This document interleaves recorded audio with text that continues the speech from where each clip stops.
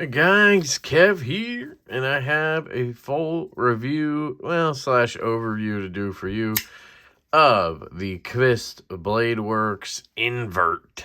So, this is a prototype that Jacob sent me. I've had it for, I don't know how long I've had it, 4 or 5 days maybe. And I've absolutely enjoyed the piss out of this knife. For being in the budget category, it's pretty rare that I want to carry and use the knife, you know. A lot of times I get them in, check them out. I might carry it one time to see how it feels, do all that good stuff, and then I can do an overview, review, and then move along. You know what I mean? But sometimes, like with most of Jacob's work and like with Casey's stuff from Tempest Knives, it's like, you know, it just catches me a little more. I think it's because it's dudes in the community who they have similar interests than I do. So like naturally I'm going to gravitate towards their stuff more than some of these brands that are just doing like 80,000 deployments everywhere and button locks and all types of stuff because that's what they think people want, right? This is something that Jacob wanted and he made happen, and you can kind of see and feel the passion. That's, I think, what catches me about some of these brands. Plus, I know the people, and I'm sure that helps. So yeah. I'm really happy with this one. This is my favorite Kvist Bladeworks budgety design, I would say. The slip joint is my favorite design because I just absolutely love it. The Veritas isn't out, so I can't really count it, but I might prefer that one over this, not sure. But I love this. This is fantastic, and for that $60 to $80 range that it'll be in, it's fantastic. So I just wanted to get that out of the way.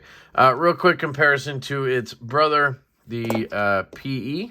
So this is actually the variant PE. I think maybe in the unboxing I said it was the PE2. But this is the PE. The PE2 has the top flipper. The PE3 has the top flipper, but it's a frame lock. And then now we have the InVert, which is quite literally an invert of this knife.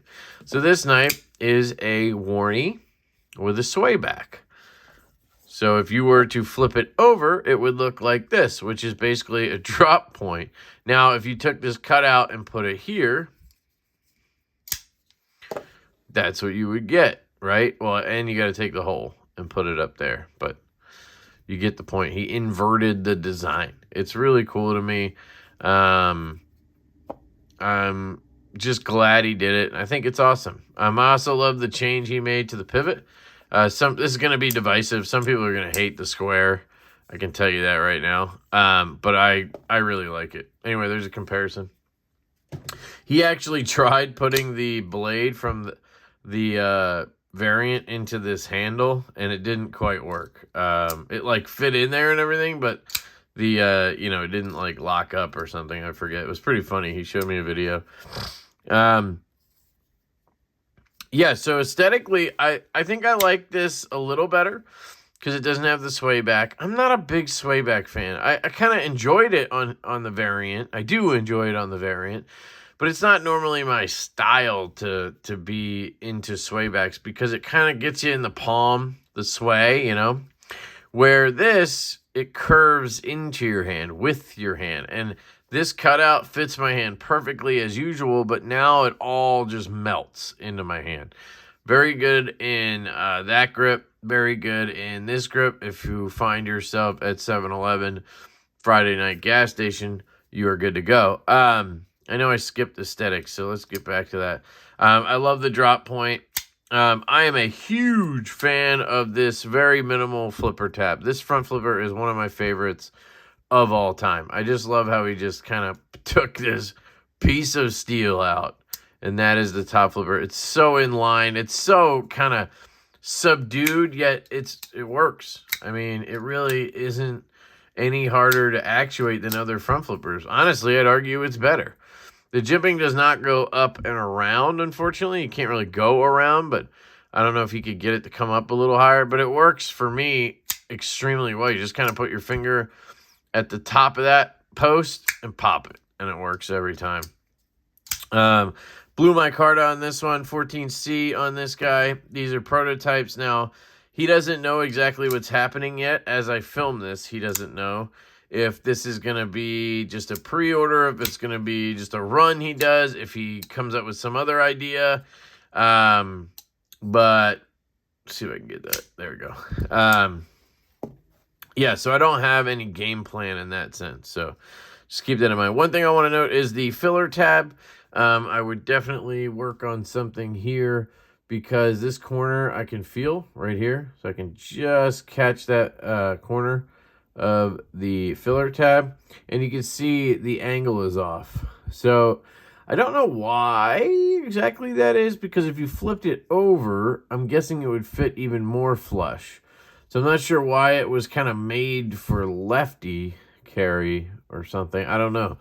Now, obviously, in an effort to not have two filler tabs, one of them's going to look a little goofy probably. Much like the NAFSCO Lander, when you flip it over to this side for lefty, right? So now the clip is lefty and the filler tab's on the right side. Damn, I destroyed that screw. You can see it's off up here, right? And if you flipped it over to the normal side, it would be flush. And that's kind of how this is. So I don't know why they prioritized the left side is what I'm getting at. It's kind of weird. But anyway, that's just something I would address since this is a prototype. Detent is on point. All right, so I'm going to try not to get off track too much. Aesthetic, great, love it. Hole shape, all of it's good. Love the pivot, sick.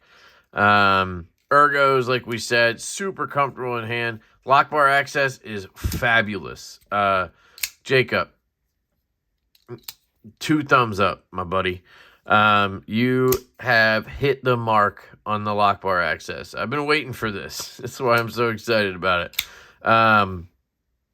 He has slowly crept out on this lock bar. I know he wanted to keep it on the PE. He wanted to keep it, he wanted to keep it tight because it makes it easier to do, I think, the reverse flick, to kind of get in there and do the reverse flick because the lock bar isn't covering the hole much. You'll see here, the lock bar is covering that hole a little bit, right? So then on the PE2, he's like, all right, I'll give you a little more, right? And it was better. It wasn't as good, but it was better. Or it wasn't great, but it was better. I always had the issue with this knife where I honestly had to, I have to stop carrying it sometimes because I have to use that very corner of my thumb and it gets kind of raw doing that. And I know some people don't close knives like that. You just go like this. And that makes it a lot easier on your thumb to just push it that way. It's still not great that way, but it's less of an issue. So people who don't close knives like that don't quite understand. But anyway, then it crept out on the PE2. And then now it's come out even more. And now it's literally perfect. If you close it like this, you can use just a full meat of your thumb. You don't really feel any pressure. And then if you close it like this, same thing. I can use the front of my thumb and push it. And I love it. So that's fantastic. Please do not change that in production. Wow. So I love that. And then the clip ergonomically is good. It's very low profile, yet works really well. I carried this in the back pocket when I carried it because I just kept it right-handed, and it carried very well. So ergos are great. Cutting. So here's where I have to make a confession. I already told Jacob about this, but this is one of the reasons I don't necessarily use loaner knives too much, because I sometimes do stupid stuff, and I chipped the blade on this. So I was in my daughter's room, and I was checking the heat vent because she woke up from her nap today sweating, and we were like, what is going on? So, we didn't know if she was sick. Her temperature was fine, so I'm like, maybe it's just hot in there. There's some books covering the vent. So I went in there and I noticed there was a piece of cable sticking out. I think I have it. Hold on.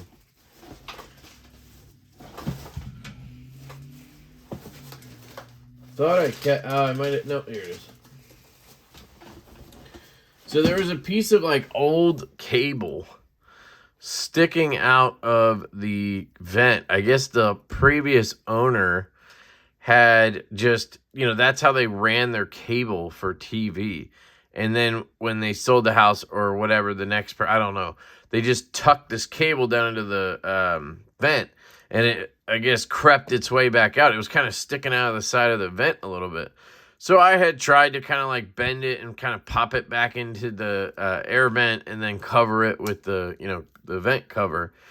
But it was like kind of creeping out, and so I'm like, all right, I'll just cut it. So I took this and I kind of just held it and went like this to kind of see how it would cut it. And I think I just kind of gashed it a little bit, right? Like I just went like this. I had tension on it, but I gashed it a little bit and I could feel it kind of starting to flex. So I was like, oh, I'll probably just cut that. So I ended up pulling it out a little bit and I put it down on the hardwood, and I kind of just like tried to saw through it, right? I just went like sawed through it. And as soon as I heard I heard it break through and it cut through, I was like, oh shit, there's like metal. And I'm an idiot. Like I knew there was copper in there or something, obviously, right? But I figured, thin copper wire, this will probably just cut right through that.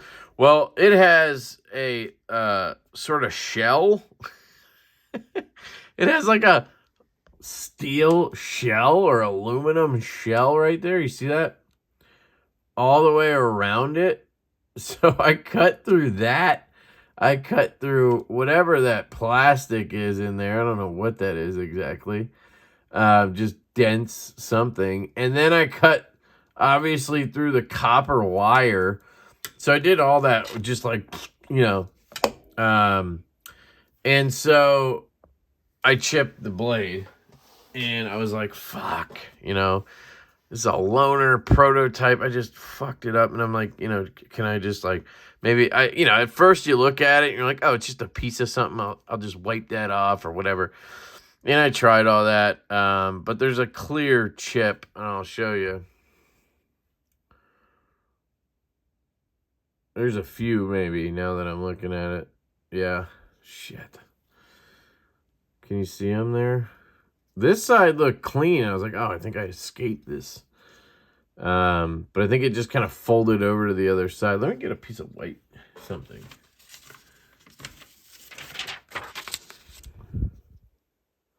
There you go. Now you can see it, right? Right there is the chip. And there might be some more damage along up here. By the way, I gotta say, this came with a beautiful factory edge. I mean, there's the other side of it right there. Came with a beautiful factory edge from QSP. They're doing great work with their prototypes. Our Pony Stouts came very sharp as well, almost like mirror edges. So anyway, I hit up Jacob. I'm like, dude, I'm so sorry. I chipped the blade. I will, I'm like, I'm going to send it to Kyle Coonley. I'll hit him up and see if he can just, sharpen it out and make it look factory, before we send it to the next guy or whatever. And, Jacob's like, dude, don't worry about it. I'll just sharpen it out, no big deal. And I'm like, well, I'll pay, I'm happily pay to get it fixed or whatever. And he's like, no, just send it to me, dude. It's not a big deal at all. But, I feel terrible about it. So I wanted to mention it. A, because it's part of the cutting section here, but B, because I feel like a total douche. I don't think I've ever damaged a loaner knife before. I mean, I may have. I think once, who was it? Jesse, I think, who sent me a Rockstead, and it rusted. A Rockstead, and it rusted in my care. But I literally had it in the pouch the whole time. It's in that, like, wood thing or whatever they come with. And I left it in that, just, in my studio kind of case thing for like a week. You know, I had fidgeted with it a little bit, cut with it a little bit, did whatever during the review process. But I always put it back in that because it's a Rockstead. And I went to do the review, and it had rust on it. And I was like, holy shit, right? And I got it out, and I sent it back to him, and I think he said it was fine. But, like, I don't know. It was just, that's the only other time I can remember sort of messing up a loaner knife. So I feel really bad about it. And it's one of the reasons why I don't really cut a lot of stuff with a loaner. Yeah, especially prototypes, right? But I had this in the pocket, and I just was, the other knife I had on me today was my Jack Wolf Knives Little Bro in this sexy ass Northwood slip. And I will say the one downside to slip joints is they're not quick on the draw, right? So I'm sitting there with an air vent to the side, and I'm trying to just get this done because, you know, if you guys have a toddler, you know how every 5 seconds you're getting called by your wife or the kid, or what, right? Like, you don't have any alone time unless you're sleeping. And so I'm just like rushing, and I'm like, I need a knife, and I pat my pants, and I'm like, oh, I got my Jack Wolf, and then I just grabbed this out of the back pocket and started, you know. What I should have done is went and got my my multi-tool that has the shears on it or something.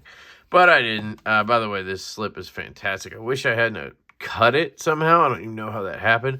And it's patinaing. Like, it's getting just, like, wild colors from my jeans, from, like, all types of shit. Which I kind of think is cool. Not, you know, it's not staying white. But, you know, kind of getting a little grungy. But I think that's kind of unique, you know, and cool. So, anyway, can't wait for the next release, too. So, that's my confession. I chipped the blade. I'm sorry. But it cuts really well. QSP's killing it with, I may have dulled this edge, too. Let's just see. I mean, I don't think that was something you're supposed to cut with a folding knife. Yeah, it just, oh my God, dude. You're such an idiot. Look at that. Holy shit. But back here, it's sharp as the dickens. Wow. Big shout out to New Jersey knife guy Pete. I just took his saying. Look at that. I mean, that's... Hold on. I mean, that's really good, but then you get the... there, and it just dies. Holy shit. This whole portion is, like, doled out from one cut. That's what cutting through metal will do to a blade. And I don't think that has anything to do with 14C. I think it's, you know, tough enough. Like, I don't know if Magna Cut would have got through that. Should we do a test? Do I have anything in Magna Cut I don't care about? That's the thing. Like, I'm not just gonna damage my Reblade Demco just to test shit. Like, it seems dumb. So I'm not gonna sit here and do tests, but I should. So anyway, cutting good. And when it's actually sharp, when you're not an idiot, it cuts really well. And I have no doubt it's going to be fantastic. Very thin, great grind. They do good work with their 14C. And the stonewash is gorgeous. So that's all good. The carry is phenomenal. It is super thin. That's the one thing I noticed is, like, I almost didn't notice it was on me. And then I'd go to grab it, and you could just feel how thin this is. I mean, it's got to be like 0.45 at the most. I'd be guessing it's closer to 0.43 somehow. Let's see. Yeah, 0.435. So, excellent carryable knife. You have the deep carry, reversible clip. And you can see this is flush mounted now with flush screws and all that. I would just update that right there a little bit, knock this corner down to fit in there a little better. Maybe it's kind of on an angle, and I would maybe just make it a straight across. So if you took it straight across here, you wouldn't have that corner there. And then when you flipped it over, it would be fine, I think. So,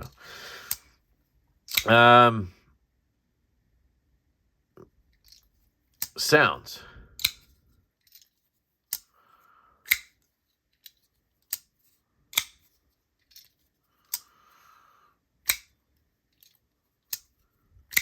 Sounds are good.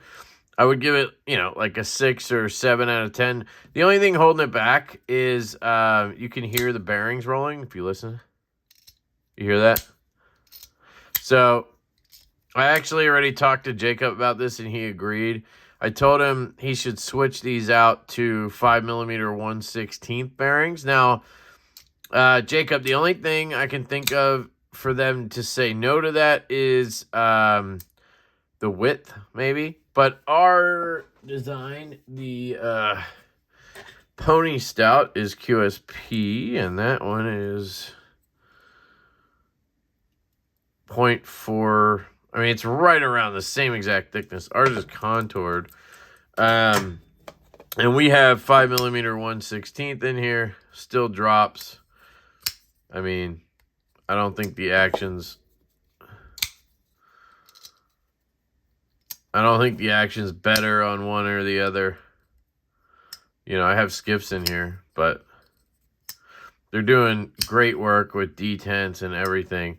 So you can easily fit, you could then have skips be an option, although these are the 3/64 ball. So they actually do have skips now that would fit this, I think. The 5mm 3/64. Here's a comparison to it, by the way, if you wanted to see. These aren't out yet, so I don't know how that helps, but there you go. And I was talking to Jacob about doing a collab at some point and doing a stout blade shape kind of with the invert handle and maybe with like a front flipper and call it the invert stout, get it? I don't know if anybody would be into that. You guys let me know what you think. Somebody was asking how would it look with the hump like in the handle. I guess that's kind of how it would look. I don't know. Anyway, that was sounds. And I think if you swap those bearings, I think you would get rid of this. I think it would be better acoustically with the larger bearings, just slightly larger bearings. Action / fidget factor. Man, this one's off the charts for me, guys. The PE's fun. The PE2 was fun, and this is the same exact, you know, concept as the PE2, slot or hole and front flipper. But there's something about the way they executed this one or the ergos or something that just makes it, for me, better. I can do an easy reverse flick. You can do the thumb flick for days, and then you have the front flipper there. You also have the rollback front flipper like that. And if you're not like me, you could probably do it a lot easier. You also have the dangle. I think you can do the dangle. Yeah, so let me try it left-handed where I'm a little better. I can't get out of the way. Yeah, I can't do it. But you might have that option. Left-handed, reverse flick. Thumb flick's a little harder because you have less lock bar access. But nobody cares about that. I'd rather have... Sorry, less hole access. I'd rather have the lock bar access and not have this access here because I'm going to be disengaging the knife more than I'm going to be left-hand thumb flicking it, right? And if you're right-handed, the reverse flick is not a problem. Unless you had sausage fingers, then you're going to have a problem anyway, but there's no problem getting in there. It's just the lefty thumb flick you just have to get used to, and you can also slow roll it out. So lefty, righty, you get all the same accoutrement. I can't ever do this. What happens is I go to do this, and I pull the handle in, and then I end up like whipping the blade and cutting myself. It's just not fun. So, but it works the same lefty or righty.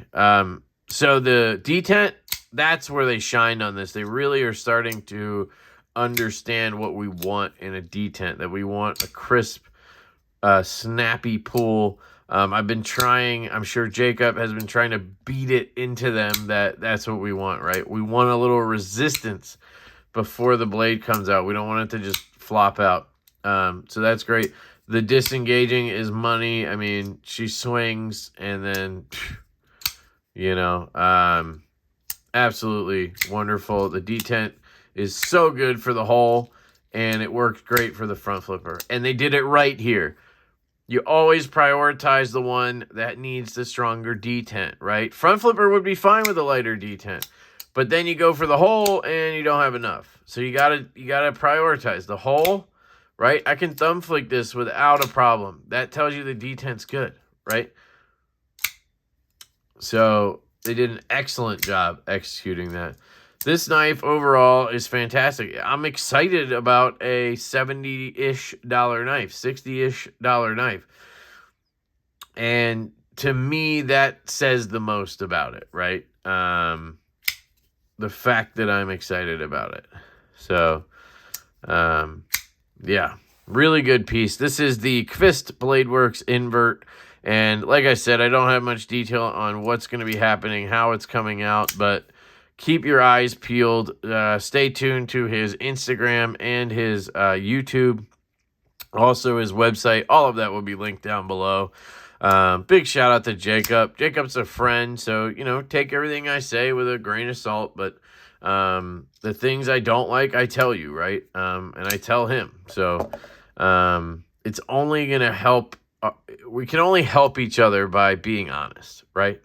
So me lying and saying, oh, this is great, just so you guys buy it or something, doesn't help anybody, because if it has issues, it's going to come out, right? So I'm always 100% honest with my opinion, and, you know, maybe my opinion can be swayed one way or the other because I like somebody, but it's not going to change issues, you know what I mean? So for me, the issues are just this little guy right here. You have a little bit of metal you could easily knock off. Did I have any? Oh, the bearings. I would definitely change those to the 5mm 1/16 versus 5mm 3/64. I think that was everything I mentioned. Oh, I wish it would be able to cut just solid, you know, 72 HRC Magna Cut. Like, if it can't cut 72 HRC Magna Cut, I don't even know what you're doing with your knife, you know? I'm just kidding. One other thing I would love to see, Jacob, and I don't know how hard this would be, is to just give me T8s on, at least give me T8 on the body screw. If you have to do T6 on these clip screws, fine. But try to switch that one to a T8 if you can, because the people will appreciate having a T8. And I'm pretty sure it's possible, because this is the same. Oh, wait. I'm an idiot. I'm sorry. That is a T8. Let me correct myself before I wreck myself. That is a T8. My bad. My B. What about this? Okay, these are T6. So I think that's fine. Like, we have a T8 here, but that's because we have the wire clip screw there. I don't think you can get T8 clip screws like this, because of, it has a, how do I say it? It has like a head on it, right? A flat head. And if you put a T8, it might be just too fat that it might end up, it makes it a structural issue. So they have to do T6 on those little clip screws. So you can't complain about that, really. So my bad. Never mind. That is not a gripe at all. So that's it, guys. Let me know what you think down below. I challenge you all to try to ramble about this knife for 30 minutes and see if anybody can do it except for me. All right. I love you, Jacob. I love you guys. I hope you have an absolutely fantastic day. When this comes out, I will be buying at least one, probably two, because there's going to be my Carta, titanium is going to be all the good shit that he always does. So I'd love to see a black wash, you know, just a black wash version of some sort would be awesome. And then maybe even a satin, but I don't know. They can't really do a belt satin for the price point he's at. So this stonewash is better, I think. So, all right, I'm going to shut up. Love you guys. I hope you have a fantastic day, and I will catch you later.